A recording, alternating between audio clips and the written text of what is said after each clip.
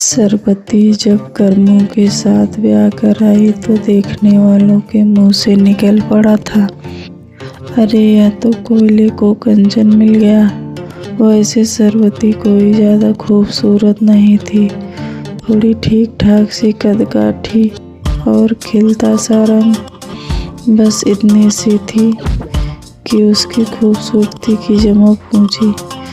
मगर कर्मू जैसे मरियल से अधेड़ के सामने तो वह सचमुच अप्सरा ही दिखती थी। आगे चलकर सबने सरबती की सीरत भी देखी और उसकी सूरत से भी 4 कदम आगे निकली। अपनी मेहनत मजदूरी से उसने गृहस्थी ऐसी चमकाई कि इलाके के लोग अपनी अपनी बीवियों के सामने उसकी मिसाल पेश करने लगे। कर्मू की बिरादरी के कई नए नौजवान उस कोशिश में थे कि कर्मू जैसे लंगूर के पहलू से निकलकर सरबती उनके पहलू में आ जाए। दूसरी बिरादरियों में भी ऐसे दीवानों की कमी न थी। वे सरबती से शादी तो नहीं कर सकते थे, अलबत्ता उसे रखैल बनाने के लिए हजारों रुपए लुटाने को तैयार थे। धीरे धीरे समय गुजरता रहा और सरबती एक बच्चे की माँ बन गई, लेकिन उसकी देह की बनावट और कसावट पर बच्चा जनने का रत्ती भर भी फर्क नहीं दिखा। गांव के मंचलों में अभी भी उसे हासिल करने की पहले जैसी ही चाहत थी। तभी जैसे बिल्ली की भाग्य से छींका छूट पड़ा। कर्मू एक दिन काम की तलाश में शहर गया और सड़क पार करते हुए एक बस की चपेट में आ गया। बस के भारी भरकम पहिए ने उसे उसकी कमजोर काया को चपाती की तरह बेल कर रख दिया। कर्मों की क्रियाकर्म के दौरान गांव के सारे मंचलों में सरबती की हमदर्दी हासिल करने की होड़ लगी रही। वह चाहती तो पति की तेरावी को यादगार बना सकती थी। गांव के सभी साहूकारों ने सरबती की जवानी की जमानत पर थैलियों के मुंह खोल रखे थे, मगर उसने वफादारी कायम रखना ही पति के प्रति सच्ची श्रद्धांजलि समझते हुए सब कुछ किफायत से निपटा दिया। सरबती की पहाड़ से विधवा जिंदगी को देखते हुए गांव के बुजुर्गों ने किसी का हाथ थाम लेने की सलाह दी, मगर उसने किसी की भी बात पर कान न देते हुए कहा, मेरा मर्द चला गया तो क्या, वह बेटे का सहारा तो दे ही गया है। बेटे को पालने पोसने के बहाने ही जिंदगी कट जाएगी। वक्त का परिंदा फिर अपनी रफ्तार से उड़ चला। सरबती का बेटा गबरू गांव के प्राइमरी स्कूल में पढ़ने जाने लगा था और सरबती मंचलों से खुद को बचाते हुए उसके बेहतर भविष्य के लिए मेहनत मजदूरी करने में जुटी थी। उन्हीं दिनों उस इलाके में परिवार नियोजन के लिए नसबंदी कैंप लगा। टारगेट पूरा न हो सकने के चलते जिला प्रशासन ने ऑपरेशन कराने वाले को 1 एकड़ खेतीबाड़ी लायक जमीन देने की पेशकश की।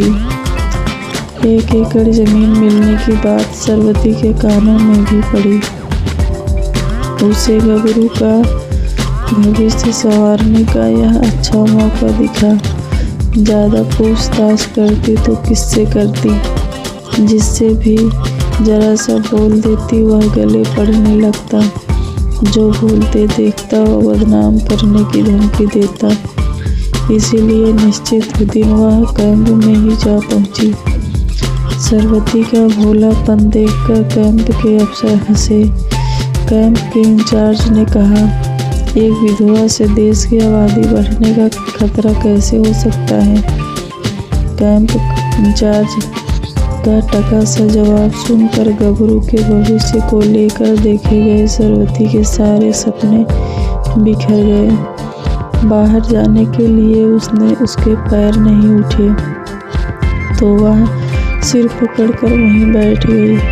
तभी एक अधेड़ कैंप इंचार्ज के पास आकर बोला, सर आपके लोग मेरा ऑपरेशन नहीं कर रहे हैं। क्यों? कहते हैं कि मैं अपात्र हूँ। क्या नाम है तुम्हारा? किस गांव में रहते हो? सर मेरा नाम केदार है, मैं टमका खेड़ा गांव में रहता हूँ। लिखी हुई बातें तो दफ्तरों में पड़ी रहती हैं। तुम्हारा अगर यही रवैया रहा तो तुम 1 बीघा जमीन भी नहीं पाओगी। नुकसान तुम्हारा भी बराबर होगा। मैं तुम्हें ऐसे छोड़ने वाला नहीं। छोड़ने की बात तो पकड़ लेने के बाद की जाती है। सरबती का जवाब सुनकर केदार दांत पीस कर रह गया। कुछ साल बाद गबरू प्राइमरी जमात पास करके कस्बे में पढ़ने जाने लगा। एक दिन उसके साथ उसका सहपाठी परमू उसके घर आया। परमू के मैले कुचैले कपड़े और उलझे रूखे बाल देखकर सरबती ने पूछा, तुम्हारी माँ क्या करती रहती है परमू? मेरी माँ नहीं है, परमू ने मायूसी से बताया। तभी तो मैं कहूँ, खैर अब तो तुम खुद बड़े हो चुके हो, नहाना कपड़े धोना कर सकते हो। परमू टुकुर टुकुर सरबती की ओर देखता रहा। जवाब गबरू ने दिया, माँ घर का सारा काम परमू को ही करना होता है। इसके बापू शराब भी पीते हैं। अच्छा, शराब भी पीते हैं। क्या नाम है तुम्हारे बापू का? केदार। कहाँ रहते हो तुम?